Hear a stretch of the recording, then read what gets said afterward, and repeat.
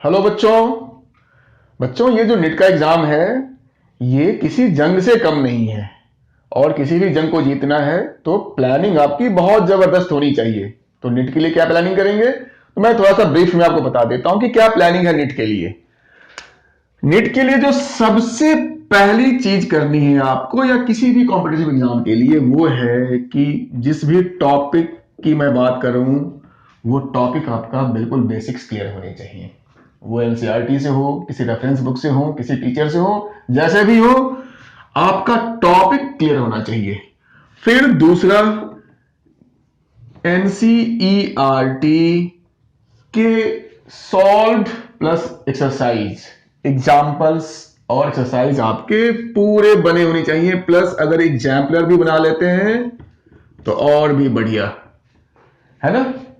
और जो तीसरा, जो इसके बाद सबसे इंपॉर्टेंट चीज है वो है आपका यही प्रीवियस ईयर पेपर्स आपको करने हैं।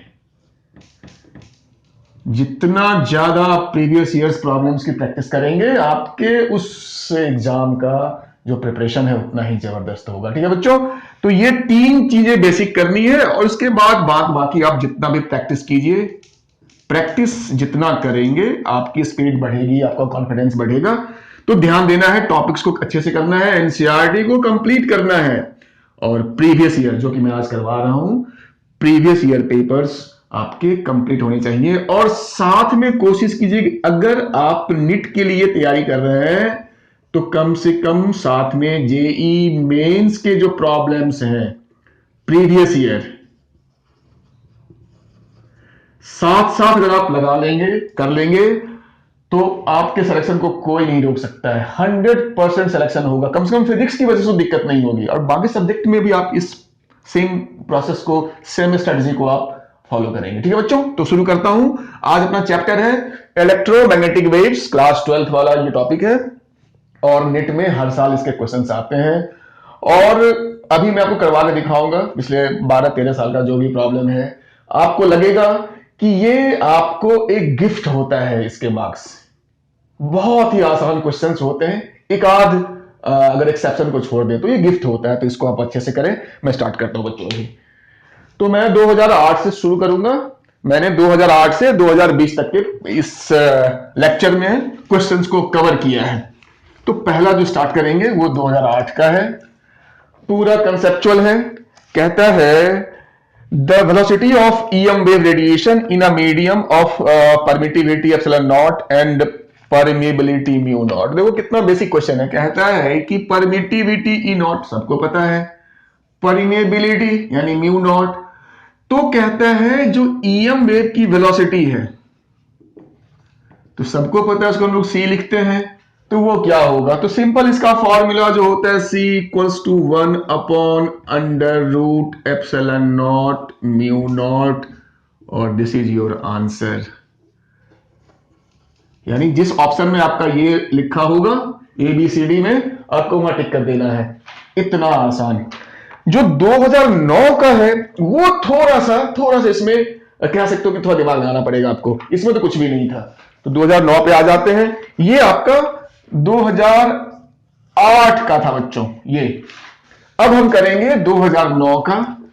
है तो ये भी बहुत आसान, पर थोड़ा सा इसमें दिमाग लगाना पड़ सकता है। ये 2009 का अब हम करेंगे। 9 में है द वेलोसिटी नहीं द इलेक्ट्रिक फील्ड। जो क्वेश्चन दे रखा है, जो इलेक्ट्रिक फील्ड है वो x डायरेक्शन में 0 है। मैं केवल यहां पे डेटा दे देता हूं, क्वेश्चन आप पढ़ लेना। और जो इलेक्ट्रिक फील्ड है वो z डायरेक्शन में भी 0 है। इसका मतलब पक्का है कि जो इलेक्ट्रिक फील्ड है मेरा वो y डायरेक्शन में ही होगा। जब x में 0, z में 0 तो y नहीं बचा। तो EY जो दे रखा है इलेक्ट्रिक फील्ड वो दे रखा है, देखो कितना फंसाने के लिए 2.5। यहीं पर उन्होंने लिखा है न्यूटन पर कूलम। अब देखो इस क्वेश्चन में इन्होंने क्या कॉम्प्लिकेशन क्रिएट किया है, जबकि कुछ भी नहीं है। इन्होंने इस चीज को इलेक्ट्रिक फील्ड का, मैं इससे पहले बता देता हूं। जो इलेक्ट्रिक फील्ड होता है किसी भी डायरेक्शन में, मैं वाई लिखता हूं सपोज, तो उसका जो स्टैंडर्ड इक्वेशन होता है वो होता है ई नॉट साइन या कॉस जो भी हो के एक्स प्लस ओमेगा टी या के एक्स माइनस ओमेगा टी, कुछ भी लिखा जा सकता है। प्लस माइनस से ये पता चलता है कि वो डायरेक्शन प्लस में है या माइनस में है, वटेवर। तो ये मेरा स्टैंडर्ड इक्वेशन है, इन्होंने यहां पे उसकी वैल्यू डाली है, और साथ में ये जो है वो ई नॉट का यूनिट दे रखा है। बच्चे क्या सोचते हैं यार एन बाई सी क्या है, ये एन क्या है, सी क्या है। मैं एक एक चीज को डिस्कस कर रहा हूं, आपके दिमाग में वहां क्या चलेगा, मैं उन चीजों को डिस्कस कर रहा हूं कि ये एन बाई से कुछ भी नहीं है, आपका ये यूनिट है, तो इसको लिखने की कोई जरूरत नहीं है, सच पूछिए तो। उसके बाद क्या दे रखा है, कॉस दे रखा है। मैंने पहले कहा था ये साइन भी हो सकता है और ये कॉस भी हो सकता है, ज्यादा इसमें आपको नहीं सोचना है, साइन और कॉस में कोई ज्यादा फर्क नहीं है। फिर तुम्हारा ब्रैकेट शुरू दे रखा है 2 पाई इंटू 10 का पावर 6। अब देखो यहां भी इन्होंने लिख रखा है रेडियन पर मीटर। अब कोई इसका मतलब नहीं था, ये यूनिट है, यहां जो कुछ भी गिवन है, ये जो भी वैल्यू है, चलिए के है आपका प्रोपगेशन कांस्टेंट, उसका यूनिट है, तो इसमें नहीं फंसना है कि ये क्या है। और इन्होंने बगल में लिख रखा है टी यानी टाइम, माइनस फिर पाई इंटू 10 का पावर -2, और यहां पर लिखा है रेडियन पर सेकेंड। पक्की बात है ओमेगा होगा, तो इसको मैं मिटा देता हूं, और यहां पे इन्होंने लिख रखा है एक्स, ओ सॉरी ये टी है, तो ये आपका ओमेगा होगा, और ये मेरा के होगा प्रोपगेशन कांस्टेंट, ये ब्रैकेट बंद। तो ये मेरा गिवन इक्वेशन है 2009 वाले क्वेश्चन में, जो इलेक्ट्रिक फील्ड है वो एक्स में 0 है, जेड में 0 है, तो पक्का वाई में होगा, और ये दे रखा है। तो पूछता क्या है इसमें, इन्होंने 3 चीज को पूछा है आपसे। इन्होंने इसमें आपसे पहला तो पूछा है कि डायरेक्शन क्या है ईएम वेव का, दूसरा पूछा है जो फ्रीक्वेंसी है लीनियर फ्रीक्वेंसी न्यू पूछा है हर्ट्ज में, और तीसरा पूछा है कि लैम्डा क्या होगा। एक्चुअली उन्होंने सीधा नहीं पूछ के उन्होंने 4 ऑप्शन दिए हैं, जिसमें एक ऑप्शन में डायरेक्शन में सपोज +x या -x, किसी में +y या -y, किसी में +z या -z, कुछ ऐसे डायरेक्शन दे रखा है ऑप्शन में। न्यू की वैल्यूज के साथ कुछ अटैच कर रखा है, और लैम्डा की वैल्यू अटैच कर रखा है। तो आप अगर इन तीनों को निकाल लेंगे तो वहां से जो करेक्ट जो कॉम्बिनेशन है, जो आंसर है, उसको आप टिक कर लेंगे। तो क्वेश्चन उन्होंने कुछ ऐसा पूछा है। तो मैं सबसे पहले कहता हूं डायरेक्शन के लिए क्या करेंगे, तो देखो अगर ये आपका माइनस जब भी होता है तो हमें पता है कि वो हमेशा पॉजिटिव डायरेक्शन में मूव करेगा, और किसमें, चूंकि ये y है, ये e जो है मेरा, ये तो मेरा y में वाइब्रेट कर रहा है, पर k इंटू एक्स है, मतलब ये जो मोशन है वो x एक्सिस में है और माइनस है, तो पॉजिटिव x डायरेक्शन। तो डायरेक्शन में आपका ऑप्शन ये आ गया पॉजिटिव x डायरेक्शन।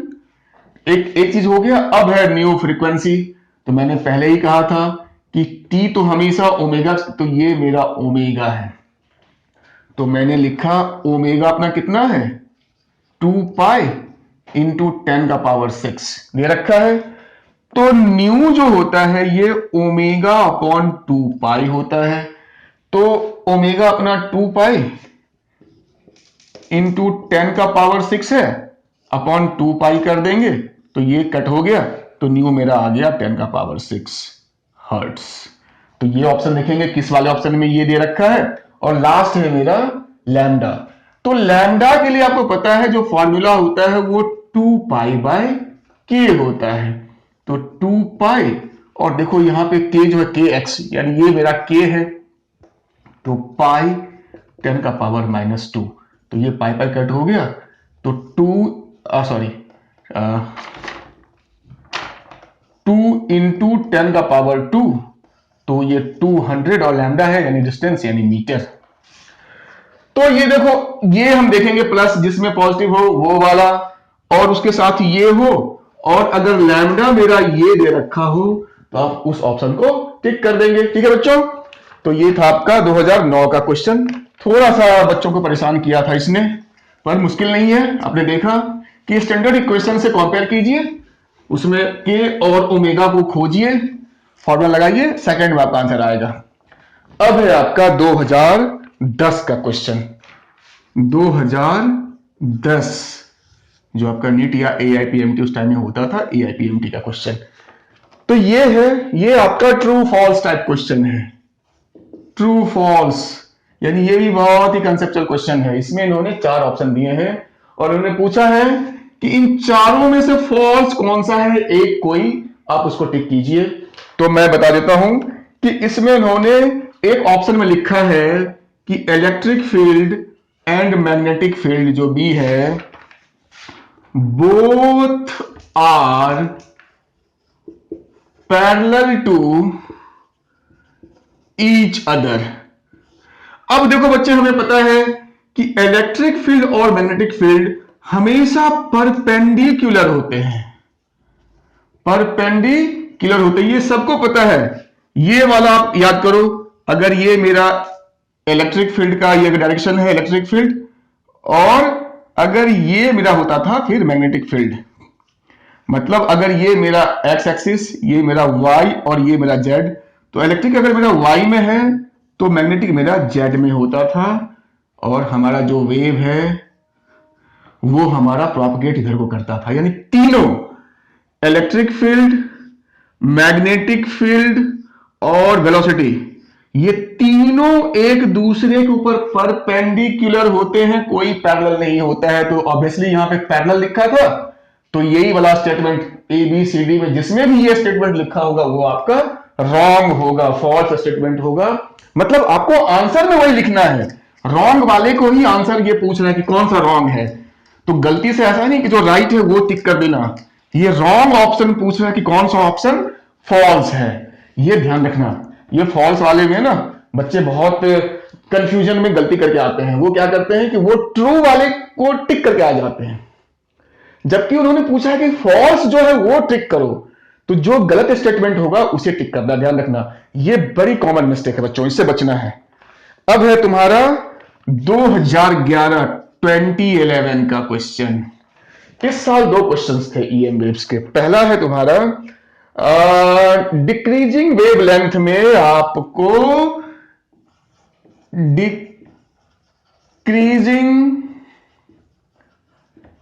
वेवलेंथ यानी लैम्डा के according you have to arrange the given 4 EM waves. तो इससे पहले मैं क्या करता हूं कि मैं सारे EM वेव्स यहां पे डिक्रीजिंग ऑर्डर में लिख देता हूं, आपका रिवीजन भी हो जाएगा।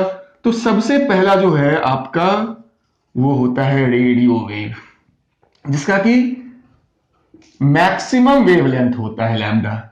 इसके बाद कौन सा होता है, इसके बाद अपना होता है माइक्रोवेव, जिसका थोड़ा सा कम होता है इससे। फिर मेरा होता है इंफ्रारेड यानी इंफ्रारेड वेव। फिर मेरा होता है विजिबल लाइट। फिर मेरा होता है अल्ट्रा वायलेट यानी यूवी। फिर होता है एक्सरे और लास्ट में होता है गामा रे। तो सबसे ज्यादा वेवलेंथ रेडियो का, घटते घटते घटते सबसे छोटा शॉर्टेस्ट वेवलेंथ किसका होता है, गामा रेंज का। तो इसमें जो ऑप्शंस दे रखा है उस ऑप्शन में दे रखा है 4। तो उसके हिसाब से अगर मैं देखूं तो सबसे पहले माइक्रो लिखेंगे, फिर इंफ्रा लिखेंगे, फिर यूवी लिखेंगे और लास्ट में गामा है।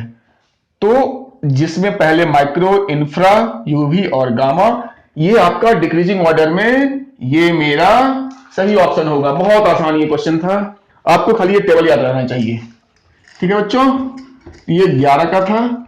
अब आ जाते हैं 11 के दूसरे प्रॉब्लम पे। 2 प्रॉब्लम थे 11 में। दूसरा क्या है, EM waves propagating along Z axis. कहा जो EM वेव है वो पॉजिटिव जेड एक्सिस के अलोंग प्रोपगेट कर रहा है, यानी इधर को प्रोपगेट कर रहा है, इधर को, इसको जेड एक्सिस माना है, पॉजिटिव जेड। तो पूछता है कि इलेक्ट्रिक फील्ड और मैग्नेटिक फील्ड का ऑप्शन कौन सा सही होगा।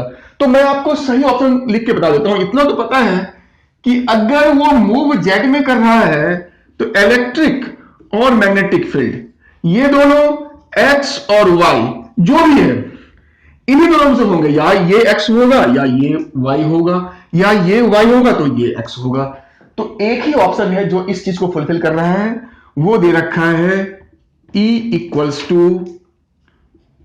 ई नॉट आई कैप, यानी एक्स एक्सिस, बहुत बढ़िया एक्स एक्सिस, और बी कुछ दे रखा है बी नॉट जे कैप, यानी वाई एक्सिस। तो मैंने पहले ही कहा था कि अगर मेरा वेलोसिटी जेड एक्सिस में है तो इलेक्ट्रिक फील्ड और मैग्नेटिक फील्ड पक्का इस जेड एक्सिस के परपेंडिकुलर होगा दोनों। तो एक या तो एक्स में होगा, दूसरा वाई में, या ये वाई में होता तो ये एक्स में, पर ऑप्शन जो दे रखा है वो ये दे रखा है, तो यही मोस्ट सुटेबल ऑप्शन है, इसको आप टिक कर देंगे। बहुत आसान। तो 2011 का हो गया। अब आ जाते हैं 12 पे। जो 12 क्वेश्चन था बच्चों, इसने लोगों को परेशान किया। मैंने कहा था ना कि इसके सारे क्वेश्चन आसान होते हैं, पर कभी कभार आपको थोड़ा सा बाउंसर आ जाएगा। जो 2012 का है, ये बढ़िया क्वेश्चन था, लेवल था इस क्वेश्चन का। क्यों था बढ़िया, मैं वो बताता हूं। कहा the electric field associated with an EM wave is, यानी किसी ईएम वेव का इलेक्ट्रिक फील्ड का इक्वेशन दे रखा है। क्या दे रखा है? आई कैप पहले लिख दिया, और यहां पे लिखा है 40, कोई बात नहीं, लिखने दो। फिर लिखा है कॉस, फिर ब्रैकेट स्टार्ट के जेड माइनस 6 इंटू 10 का पावर 8 इंटू टी। ये तो पक्की बात है कि ये आई कैप का मतलब इन्होंने साफ कहा है, जो इलेक्ट्रिक फील्ड है वो एक्स डायरेक्शन में मूव कर रहा है, और चूंकि माइनस है तो हम कह सकते हैं कि पॉजिटिव एक्स में मूव कर रहा है, पहली बात। पर ये पूछ नहीं रहा है, तो इस चीज में नहीं फंसना है। मतलब क्वेश्चन देकर घबराना नहीं कि ये आई कैप यहां क्यों लिख दिया। आई कैप यहां लिखा मतलब क्या है कि ये एक्स डायरेक्शन में मूव कर रहा है, इसका मतलब ये हो गया। और सॉरी, जो मूव नहीं, जो मेरा इलेक्ट्रिक फील्ड है, सॉरी, जो इलेक्ट्रिक फील्ड है, आई का मतलब होगा कि ये जो वाइब्रेट कर रहा है वो एक्स डायरेक्शन वाइब्रेट कर रहा है, ऊपर नीचे ऊपर नीचे। और यहां चूंकि जेड लिखा है के के साथ, यानी ये मेरा जेड एक्सिस, ये मेरा जेड एक्सिस है, जिधर ये मूव कर रहा है, जिधर ये मूव, जिसकी वेलोसिटी इसकी डायरेक्शन में है। ठीक है बच्चों? तो मतलब कहने का, देखिए मैं भी कंफ्यूज हो रहा था, तो बड़े गौर से समझना है इस इक्वेशंस वगैरह को, कि यहां पे जो लिखा रहेगा के साथ, अगर एक्स लिखा है तो एक्स डायरेक्शन, अगर वाई लिखा होता तो वाई डायरेक्शन, और जेड लिखा है तो जेड डायरेक्शन में ये वेव मूव कर रही है। लेकिन इस आई का मतलब हुआ कि जो मेरा इलेक्ट्रिक फील्ड जो ऑसिलेट कर रहा है ऊपर नीचे, वो एक्स में ऑसिलेट कर रहा है, मूव कर रहा है जेड में। तो एक चीज मैं लगे हाथ बता देता हूं, जो मैग्नेटिक फील्ड होगा एक्स और जेड तो हो गया, इसका मतलब वो वाई में ऑसिलेट कर रहा होगा। ठीक है, चलिए एनीवे, तो इन्होंने ये इक्वेशन दिया है। इक्वेशन देख के घबराना नहीं है, इक्वेशन को प्रॉपर एनालाइज करके समझना है कि क्या दे रखा है।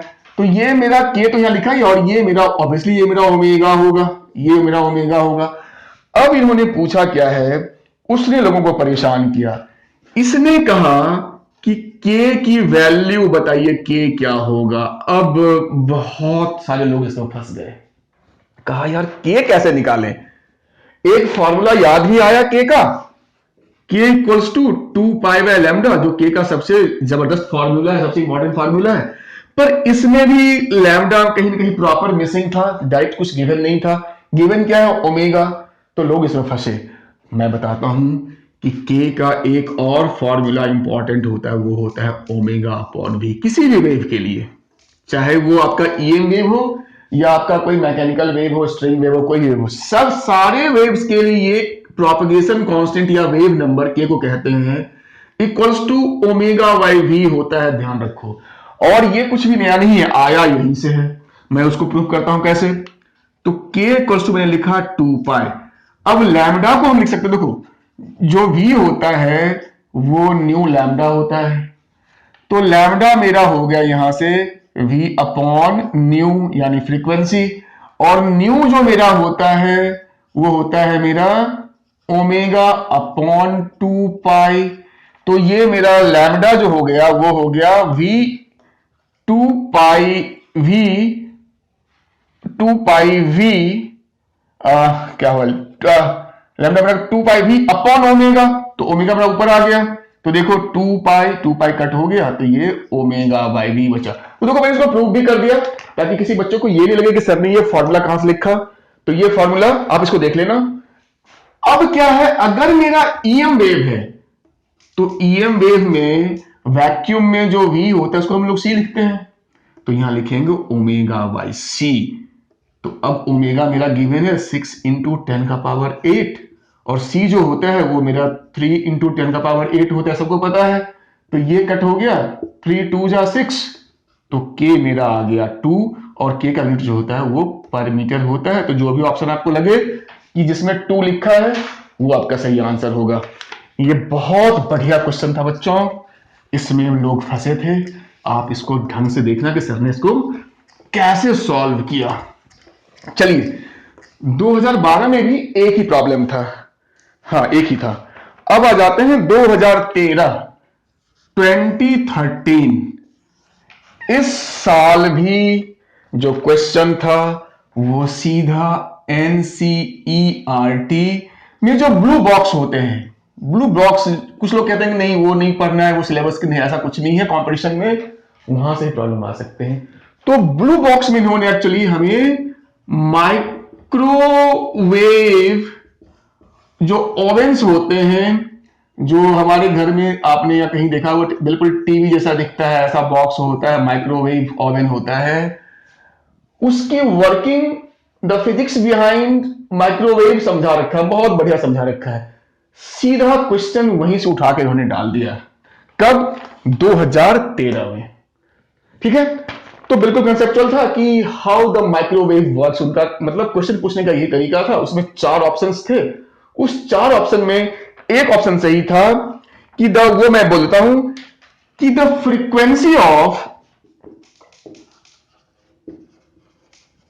फ्रीक्वेंसी ऑफ माइक्रोवेव ओवन क्या matches with the resonating frequency किसका? Of water molecule. जो खाना हम उसमें गर्म करते हैं, उस खाने, देखो माइक्रोवेव का क्या कंडीशन है कि माइक्रोवेव में आप जो कुछ भी गर्म करना चाह रहे हैं उस मटेरियल में वाटर कंटेंट होना चाहिए, मतलब उसके अंदर नमी होनी चाहिए, वाटर का कुछ ना कुछ अमाउंट होना ही चाहिए, नहीं तो आप उस चीज को गर्म नहीं कर सकते माइक्रोवेव में। आपको वैसे एक्सपेरिमेंट मैं करने तो नहीं बोलूंगा, पर आप कहीं देखना यूट्यूब वगैरह पे कि माइक्रोवेव में खाना वही गर्म हो सकता है जिस खाने के अंदर में वाटर कंटेंट हो, है ना, मतलब जिसमें नमी हो, H2O का उसमें कुछ ना कुछ अमाउंट हो। इवन की जो, अगर मैं किसी सब्जी की मैं बात करूं, आलू की मैं बात करूं, आलू के अंदर पानी होता है, वो पानी हमें ऐसे नहीं दिखता है, पर आलू क्या होता है ना, उसके अंदर जो है पानी का कंटेंट होता है। तो वैसे चीजों को ही हम माइक्रोवेव्स में गर्म कर सकते हैं। और कैसे गर्म होता है? तो जो माइक्रोवेव ओवेन्स की जो फ्रीक्वेंसी होती है वो अगर वाटर की फ्रीक्वेंसी से मैच कर जाती है, जिस फूड आइटम को हम गर्म करना चाह रहे हैं उसमें जो पानी है, उसमें जो वाटर है, उसकी फ्रीक्वेंसी अपनी नेचुरल फ्रीक्वेंसी होगी, रेजोनेटिंग फ्रीक्वेंसी होगी, उससे जब मैच करेगा तो रेजोनेंस होगा, तो वो जोर जोर से वो वाइब्रेट करता है। उसी वाइब्रेशनल एनर्जी से हमें हीट एनर्जी मिलती है और हमारा खाना जो है वो गर्म हो जाता है। बस आप एनसीईआरटी में उस ब्लू बॉक्स को पढ़िए, आपका बिल्कुल क्लियर हो जाएगा। तो बच्चे ये बिल्कुल कंसेप्चुअल था और एनसीईआरटी से डायरेक्ट था। तो एनसीईआरटी का एक एक न्यूमेरिकल, एक एक कंसेप्चुअल, एक एक लाइन को आपको पढ़ना चाहिए। अगर आप चाहते हैं कि नेट में आप शानदार परफॉर्मेंस दिखाएं तो आपको वो करना पड़ेगा। और उसके बाद हम आ जाते हैं 2014 में कोई क्वेश्चन नेट में नहीं आया था। ठीक है, कभी कभार नहीं भी आता है, किसी साल 2 भी आ जाता है। तो 2014 में कोई क्वेश्चन नहीं था इलेक्ट्रोमैग्नेटिक वेव्स इस चैप्टर से। 15 में जाकर के फिर उन्होंने एक बहुत बढ़िया क्वेश्चन दे दिया 15 में। और वो क्या दिया बच्चों? वो उन्होंने दिया कि जो ईएम वेव है जिसकी ये बात कर रहे हैं, उसकी इन्होंने एनर्जी दे दी। ये ई मतलब इलेक्ट्रिक फील्ड में समझना, एनर्जी दे दी, कितनी दे दी? तो 15 किलो इलेक्ट्रॉन वोल्ट, यानी 15,000 इलेक्ट्रॉन वोल्ट। जिस भी ईएम वेव की ये बात कर रहे हैं उसकी एनर्जी है ये, एनर्जी है ये, मैं लिख देता हूं एनर्जी। अब ये ई से इलेक्ट्रिक फील्ड कंफ्यूज मत हो जाना, ये एनर्जी है उस ईएम वेव की। तो पूछते क्या है कि बताओ कि ये ईएम वेव कौन सा है। मतलब तुम्हारे पास जो 7 ईएम वेव्स हैं, radio, micro, infra, visible, ultra, x ray और गामा रेज, कौन से रे की एनर्जी इस रेंज में होती है, मतलब रेंज दे रखा है, ऐसा नहीं कि एग्जैक्ट, इतना एनर्जी कौन सा ईएम वेव कैरी करता है out of the 7 EM waves. अब देखो ये क्वेश्चन मैं सॉल्व करूंगा, सॉल्व तो हो जाएगा, वो वैल्यू भी निकल जाएगा कि ये, लेकिन इसमें एक बहुत बड़ी प्रॉब्लम है। ये क्वेश्चन क्यों मैंने कहा बहुत इंपॉर्टेंट है कि अब तुम्हें इसके लिए इन 7 ईएम वेव्स के एनर्जी या उनका वेवलेंथ या उनकी फ्रीक्वेंसी इस टाइप से उसका एक आइडिया कम से कम होना चाहिए। अगर आपको आइडिया नहीं है तो फिर आप इसको सॉल्व नहीं कर सकते हैं। भाई वैल्यू तो दे ही रखा है, सीधा उन्होंने वैल्यू दे रखा है, आपको इसका मतलब बताना ही है कौन सा ईएम वेव है। तो अब जिन बच्चों ने इसको रट रखा है या जिन्होंने इसको किसी तरीके से याद कर रखा है, जैसे भी हो, उनके पास कोई आइडिया हो इसको रटने का या इसको याद करने का, वही बच्चे इस प्रॉब्लम को कर पाएंगे। यही इस प्रॉब्लम की प्रॉब्लम थी, समझ गए? तो अब देखिए कि ऐसे क्वेश्चंस भी आते हैं। रही बात इसको सॉल्व करने की, तो एनर्जी चूंकि इलेक्ट्रॉन वोल्ट में है तो उसको हमें पहले जूल्स में कन्वर्ट करना पड़ेगा। तो 15 इंटू 10 का पावर 3 यानी 15 तो हो ही गया किलो, और 1.6 10 का पावर -19, तो ये आपका जूल हो गया। अब हमें पता है जो एनर्जी होती है वो HCY लैम्डा फार्मूला होता है। This will give you lambda equals to HCY energy. अब सबकी वैल्यू पुट करो। H your Planck constant 6.6 kilo, 10 का पावर -34 इंटू C हो गया लाइट की स्पीड 10 का पावर 8, और ये एनर्जी 15 इंटू 10 का पावर 3 इंटू 1.6 इंटू 10 का पावर -19। अब सॉल्व देखो, मैं इसको एक चीज बताता हूं, अप्रॉक्स में आप सॉल्व कर सकते हैं। देखिए मैं कैसे करता हूं। पहली बात तो देखो ये 1.6 है, ये 6.6 है, तो 16 चौका 64, लगभग 4 टाइम्स ये चला जाएगा, लगभग चला जाएगा। तो पेपर में आपको, नेट में या जेई में आपको ये ट्रिक सीखना पड़ेगा। वहां पे आप एग्जैक्ट सॉल्व करने के लिए आपको टाइम नहीं होता है, लेकिन हाँ इसमें बिल्कुल आपके पास प्रैक्टिस होनी चाहिए, इस अप्रोक्सीमेशन की आपके पास प्रैक्टिस होनी चाहिए कि कैसे हमें ये करना, ये हम करते हैं। तो मैंने 1.6 था, यहाँ 6.6 था, यानी ये 16 मानो, ये तुम्हारा 66 था, तो 16 4 जा 64 होता है, मैंने लगभग 4 पॉइंट समथिंग होगा, 4.1 ले लो, कुछ भी ले लो। अब यहां पे देखो 3, ये तो चला गया सीधे, ये 5 जा चला गया। अब 10 का पावर की बात करते हैं, तो यहां पे 3 है, तो ये मेरा हो गया 16, ये 16 में ऊपर गया तो ये मेरा हो गया 24, और 24 को अगर हटाया तो ये मेरा -10 बचा। तो अगर देखें अब कुछ तो नहीं बचा, ये सारे कट गए, तो ये मेरा जो लैम्डा बचा, ये मेरा बचा 4.1 या 2 कुछ भी ले लो, 4 ही ले लो वो भी चलेगा, अपॉन 5 नीचे में, और 10 का पावर -10। तो देखो 4/5, तो ऑलमोस्ट ये 0.8 आएगा, इंटू 10 का पावर मेरा -10। ये बहुत बढ़िया चीज आप सीख रहे हैं कि कैसे हम अप्रोक्सीमेशन से, देखो आप करके देखना इसको कैलकुलेटर से, इसी के अराउंड में आपका वैल्यू आएगा। तो उतनी मेहनत करके भी आप यही लाओगे, और मैंने अप्रोक्सीमेशन से बिल्कुल वही चीज आपको लाके दिखा दिया। तो देखो इसको अगर मैं 0.08 लिखता हूं तो ये मेरा 10 का पावर -9 हो जाएगा। तो हम कह सकते हैं जो लैम्डा मेरा आया वो मेरा 0.08 नैनोमीटर्स में आया। तो मैंने पहले कहा था लैम्डा तो आप निकाल लोगे, लेकिन ये कैसे कहोगे कि ये कौन सा है? तो उसके लिए आपको पता होना चाहिए, आपको रटा होना चाहिए, तभी आप इसको कर पाएंगे। तो लैम्डा तो मैंने निकाल लिया। अब बच्चों आप देखना, जो एक्सरे होता है, सीधा मैं आपको आंसर बताता हूं, उसका जो वेवलेंथ का रेंज आपके एनसीईआरटी में दे रखा है, देखना एनसीईआरटी की बुक के जहां पे आपका ये चैप्टर खत्म होता है वहां पे एक ब्लू बॉक्स में उन्होंने टेबल दे रखा है, टेबल 8.1, टेबल 8.1 एनसीईआरटी, इसको रेफर कीजिए। वहां पे एक्सरे का जो वेवलेंथ दे रखा है वो 1 नैनोमीटर से दे रखा है शायद 10 का पावर -3 नैनोमीटर्स तक, ये रेंज है एक्सरे का। और आप गौर से देखिए तो ये जो वेवलेंथ है वो उसी रेंज में फॉल कर रहा है, तो मेरा जो आंसर होगा वो आंसर हो जाएगा, ये मेरा एक्सरे है राइट आंसर। तो इस क्वेश्चन को आप समझिए कि इसको आप आसान कहेंगे या मुश्किल, वो आप पे मैं छोड़ता हूं। नेक्स्ट पे आ जाते हैं। 2015 का हो गया, अब 15 में भी हाँ एक ही था। अब 16 की बात करते हैं। और मैं बता दूं 15 में 2 पेपर हुए थे नीट के, पर एक ही क्वेश्चन जहां तक मुझे पता है एक ही आया था, किसी एक पेपर में आया होगा फर्स्ट या सेकंड में। 16 में भी बाई चांस 2 नीट के पेपर हुए थे, कुछ प्रॉब्लम हो गई थी नीट में तो उन्होंने उस बार भी 2 लिया था, पर क्वेश्चन 16 में भी एक ही है, या तो फर्स्ट नीट में होगा या सेकंड नीट में, जिसमें भी हो। तो 2016 की अगर मैं बात करूं तो उसमें 2 पेपर हुए थे नीट के, पर एक ईएमवेव का क्वेश्चन मुझे मिला। हो सकता है आप देखना कहीं आपको मिले दूसरा। प्रोडक्शन ऑफ ईएम वेव, अब इससे आसान क्या पूछेगा कि ईएम वेव का प्रोडक्शन कैसे होता है।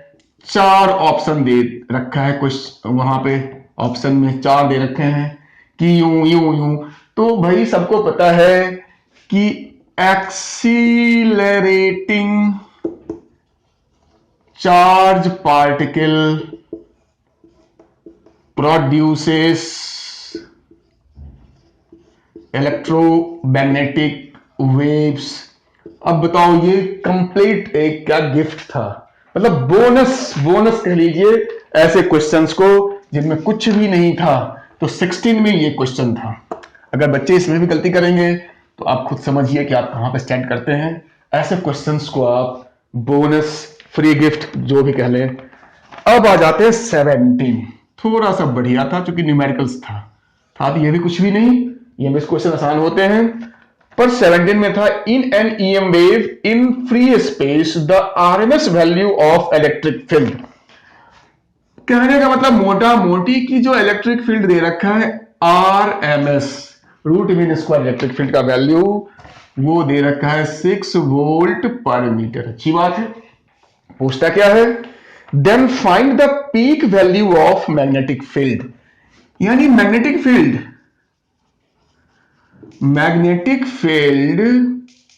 का पीक वैल्यू, पीईए के पीक वैल्यू पूछ रहा है, पीक वैल्यू।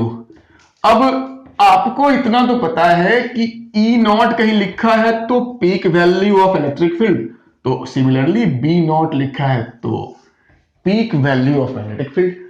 और आपको दे रखा है ई आर एम एस, पूछ रहा है बी नॉट क्या होगा, इतना सा क्वेश्चन है।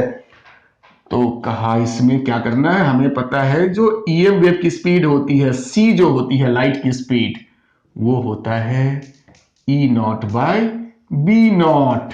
तो यहां से हम लिख सकते हैं जो मेरा बी नॉट हो गया वो हो गया ई नॉट बाय सी। अब हमें गिवन तो है ई आर एम एस, तो ई नॉट जो होता है वो E R M S into √2, तो ये मेरा हो गया ई नॉट। देखो ई नॉट क्या होता है, E R M S into √2, या आप ऐसे लिखो, या आपको याद हो तो ई आर एम एस जो होता है ई नॉट बाय √2, आपको जैसे भी ध्यान आए। तो ये मैंने लिखा और सी मैंने यहां रहने दिया, तो ये मेरा है 6, तो 6 √2 अपॉन सी, तो सी की वैल्यू तो 3 10 का पावर 8, तो काटेंगे तो ये मेरा हो जाएगा 2, और ये 10 ऊपर जाएगा तो ये ऊपर जाके हो जाएगा -8।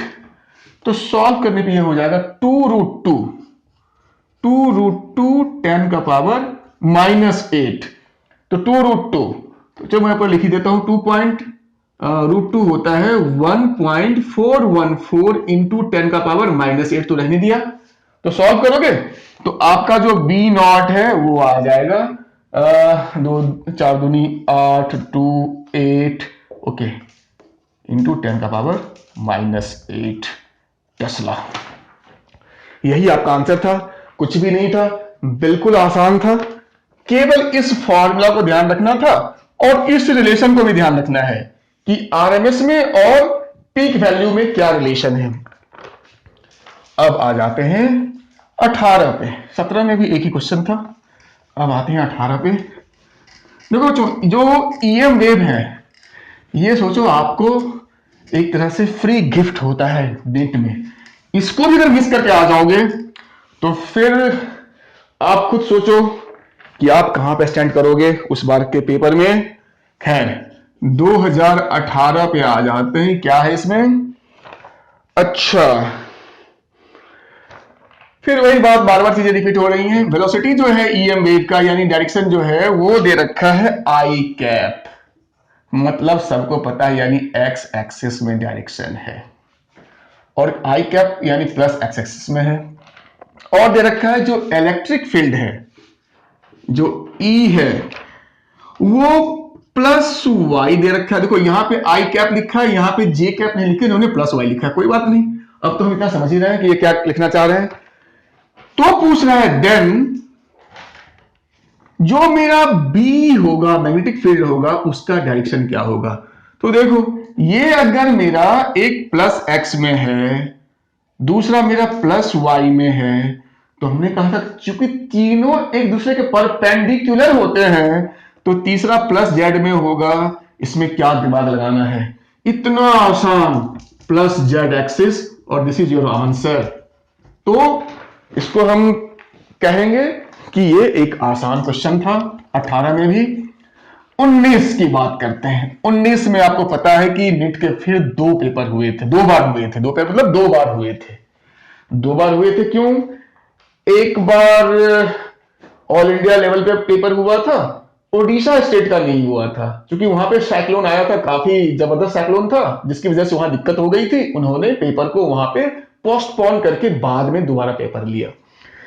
तो 19 में क्या है बच्चों कि 19 में ऑल इंडिया जो है उसमें एक क्वेश्चन था नीट का, ईएम वेव का, और जो उड़ीसा वाला प्रॉब्लम का पेपर था उसमें शायद नहीं था, मेरी समझ से कोई क्वेश्चन नहीं था 19 वाले पेपर में।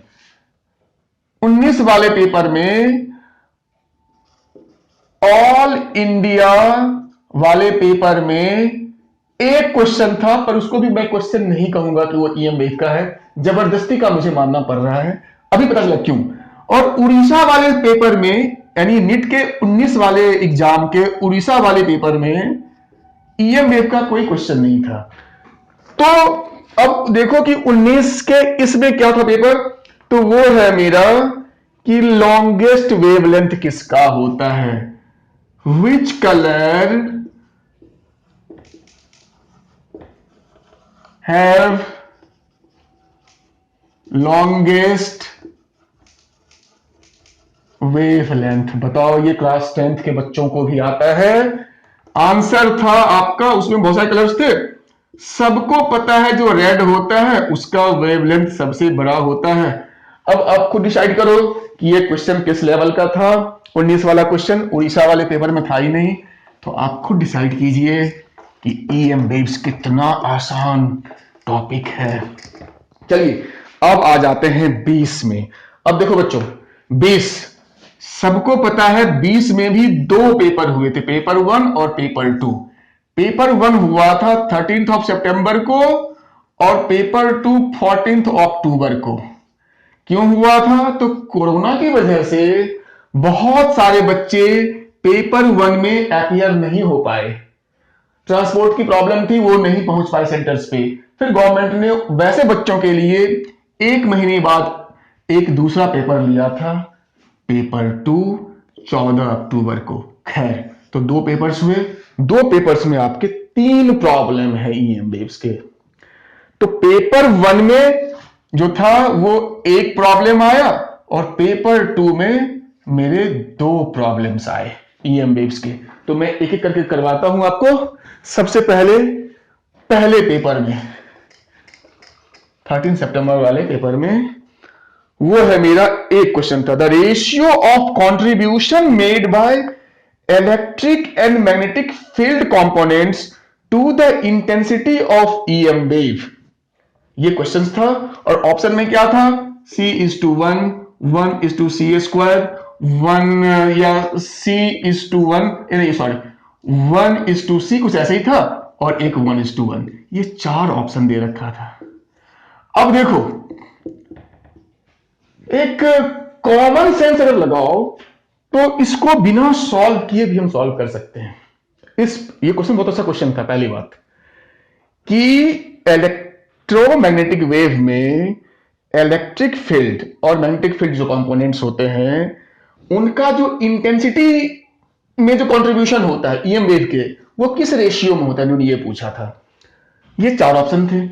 अब चूंकि इंटेंसिटी का ही रेशियो पूछ रहा है तो ऊपर भी इंटेंसिटी नीचे भी इंटेंसिटी, तो भैया रेशियो जब भी होगा तो वो डायमेंशन लेस क्वांटिटी होगी। पहली बात, जो इंटेंसिटी का जो ऊपर भी इंटेंसिटी नीचे भी इंटेंसिटी, तो ये तुम्हारा डायमेंशन लेस क्वांटिटी होगी। अब जो बच्चा जिसने ट्रिक लगाया होगा इस ट्रिक को, अब देखो इसमें भी सी का डायमेंशन है, इसमें भी सी है, यानी ये भी डायमेंशन है, यहां भी डायमेंशन है। केवल एक ऑप्शन है जिसमें डायमेंशन नहीं है, तो हम इसको आंख मूंद के टिक कर सकते थे बिना सोचे समझे कि रेशियो है सेम फिजिकल क्वांटिटी का, इंटेंसिटी और इंटेंसिटी का, तो इसका डायमेंशन जो है वो नहीं होगा। तो जब डायमेंशन नहीं होगा तो यहां भी डायमेंशन है, इसमें भी है, इसमें भी है, तो कहेंगे ये तीनों जो है वो नहीं हो सकते हैं क्योंकि इनमें डायमेंशन है। तो एक ही ऑप्शन बचता है, इसको हम टिक कर देंगे। तो एक तो तरीका ये हो गया स्मार्ट तरीका, को हमें टाइम भी बचाना होता है ना, हमें टाइम बचाना है तो हमें ये दिमाग लगाना पड़ेगा इस टाइप से। अब कोई सर इसका वैसे आंसर क्या होगा, इसको कैसे वहां पे हम टिक करते हैं, तो उसका आंसर देखो बच्चों ये है कि एनर्जी जो ईएम वेव का होता है वो इक्वली डिस्ट्रीब्यूटेड कह सकते हो तुम्हारा, वो दोनों के बीच में होता है, इलेक्ट्रिक फील्ड वेक्टर और मैग्नेटिक फील्ड वेक्टर। तो हम कहेंगे चूंकि दोनों में इक्वली डिस्ट्रीब्यूटेड है, तो इक्वली है तो 1:1 का ही ऑप्शन मेरा बचता है। तो ये आपका हो गया आंसर। तो बढ़िया क्वेश्चन था, ये कंसेप्चुअल था, इसमें लोगों ने गलती की होगी मुझे जैसा लगता है। तो ये 2020 का ये पहला क्वेश्चन था पहले पेपर का। अब 2020 के दूसरे पेपर में जो बाद में हुआ था उसमें 2 क्वेश्चंस थे। तो पहला जो है वो है कि इन्होंने मैग्नेटिक फील्ड का, फिर देखो एक क्वेश्चन, इक्वेशन वाले क्वेश्चन खूब आ रहे हैं, इस पे फोकस करना। आप जितनी ज्यादा प्रैक्टिस कर लोगे ज्यादा अच्छा रहेगा। मैग्नेटिक फील्ड वो भी वाई एक्सिस में ऑसिलेट कर रहा है, ध्यान रखना, ये वाई मतलब ऊपर नीचे बी कर रहा है वाई एक्सिस में। और क्या इक्वेशन दिया है, तो इक्वेशन दिया है 2 × 10⁻⁻7 sine pi × 10⁻3x plus 3π × 10⁻11 t bracket बंद और यहां पे कैपिटल टी। अब देखो एक बड़ी कॉमन सी चीज बताता हूं, ऐसे इक्वेशंस को देख करके बच्चों की गिगी बन जाती है कि अरे यार ये क्या आ गया, इतना देखने में खतरनाक टाइप का इक्वेशन। लेकिन सच्चाई तो ये है कि ऐसे इक्वेशंस की अगर आपने प्रैक्टिस कर ली है तो ये तो सारा का सारा आंसर्स को खुद कैरी करता है, सारे इसमें आंसर्स खुद छुपे होते हैं। तो ये आपका बहुत बड़ा दोस्त है, इससे आप दोस्ती कीजिए ऐसे क्वेश्चन से। अभी देखो आपने 3 4 5 बार ऐसे क्वेश्चंस आ गए हैं। तो ये कुछ भी नहीं, किसी भी मैग्नेटिक इलेक्ट्रिक फील्ड का जो स्टैंडर्ड इक्वेशन होता है उससे आप कंपेयर कीजिए। वो क्या होता है, बी नॉट साइन या कॉस कुछ भी लिखो यहां पे, के एक्स माइनस या plus omega T, this is standard question. अगर इलेक्ट्रिक फील्ड है तो वो भी मैं लिख देता हूं दोबारा से, आपका रिवीजन हो जाएगा, ई नॉट साइन के x plus omega T. Minus भी हो सकता है, वो तो डायरेक्शन बताएगा। अब देखिए x के साथ जो भी होगा वो पूरा का पूरा मेरा k होगा। तो यहां देखो यहां x है तो यानी ये मेरा k हो गया। जिसने देखना ये सीख लिया उसका काम हो गया। स्मॉल t के साथ जो भी होगा वो मेरा ओमेगा होता है। स्मॉल t देखो यहां पे है, मतलब ये जो पूरा टर्म है ये मेरा ओमेगा है। कहो सर ये t क्या है, तो ये भी मैं बता दूं, बच्चों को ये भी कंफ्यूज करता है। अरे कुछ भी नहीं, ये जो मेरा मैग्नेटिक फील्ड है इसका यूनिट है ये टेस्ला, तो इससे नहीं घबराना, ये मेरा टेस्ला है, इसका कोई मतलब नहीं है। मैग्नेटिक फील्ड है तो उसका यूनिट वाला ये टी है, टेस्ला वाला टी है, खत्म कहानी। तो मेरा के दिख गया, यहां से देखो ये मेरा के है, यहां ये मेरा ओमेगा है। अब ये पूछ क्या रहा है, ये पूछ रहा है कैलकुलेट लैम्डा। लैम्डा पूछा तो फिर तो ये तो बहुत आसान हो गया बच्चों। ये मेरा एक क्वेश्चन दे रखा है और हमें पता है कि जो वेव नंबर या प्रोपेगेशन कांस्टेंट जिसको के कहते हैं ये 2 पाई बाई लैम्डा इसका फॉर्मूला होता है। तो यहीं से हम क्या करेंगे, लैम्डा का फॉर्मूला अरेंज कर लेंगे, यानी अपॉन के। अब ये रहा मेरा के, ये तो दिख ही रहा है, तो लिखो इसको, ये तो सेकंड में आपका बनेगा 2 पाई अपॉन के है मेरा पाई इंटू 10 का पावर 3। तो पाई पाई कट हो गया, तो लैम्डा मेरा हो गया 2 इंटू 10 का पावर -3। तो यही आपका, चूंकि लैम्डा डिस्टेंस है तो मीटर्स, यही मेरा ऑप्शन सही होगा। आप देख करके इसको चुटकी में टिक करेंगे तो देखने में खतरनाक, लेकिन सारे इंफॉर्मेशन को ये छुपा कर रखता है। आपको उन इंफॉर्मेशन को ढूंढना आना चाहिए। तो यहां पे मेरा के छुपा हुआ था, यहां ओमेगा छुपा हुआ था। खैर ओमेगा की जरूरत ही नहीं थी, हमें केवल के चाहिए था।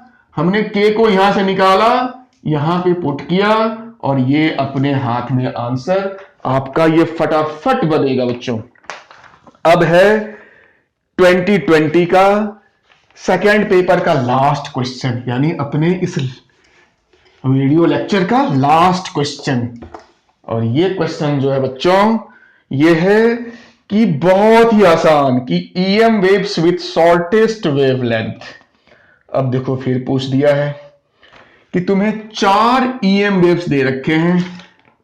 पहला दे रखा है एक्स रे, दूसरा दे रखा है गामा रे, तीसरा दे रखा है, ये देखो गामा बच्चे, GAMMA, गामा रे है, ये गामा लिखा है मैंने, गामा। तीसरा दे रखा है माइक्रोवेव, और चौथा दे रखा है अल्ट्रा वायलेट, यूवी। अब कहता है शॉर्टेस्ट वेवलेंथ किसका होगा। तो अभी मैंने समझाया था कि radio, micro, infra, visible, UV, x ray और गामा रे। देखो मैं डिटेल में करवा देता हूं दोबारा से। गामा रे सबसे मैक्सिमम जो होता है वेवलेंथ वो रेडियो का होता है, और घटते घटते घटते तो मिनिमम यानी शॉर्टेस्ट किसका होगा। एक छोटा बच्चा भी बता सकता है कि वो मेरा जो ऑप्शन है वो मेरा गामा रेज होगा। इतना आसान ये था 2020 का क्वेश्चन। बाकी भी आसान थे, एक दो को आप मैं अगर एक्सेप्शन में डाल दूं, थोड़ा सा उसमें दिमाग लगाना पड़ा, तो बाकी इसमें कुछ भी नहीं था। तो यही बच्चे आपका ईएम वेव्स का प्रीवियस ईयर्स, पिछले ये 2008 से 2020 तक का क्वेश्चन था। आप खुद डिसाइड कीजिए कि किस लेवल पे आपको प्रिपरेशन करनी है और कैसे आपको इस जंग को जीतना है, नीट वाली जंग को। तो ठीक है बच्चों, तो आप इसको अच्छे से देखिए और बढ़िया कीजिए। ओके बच्चों।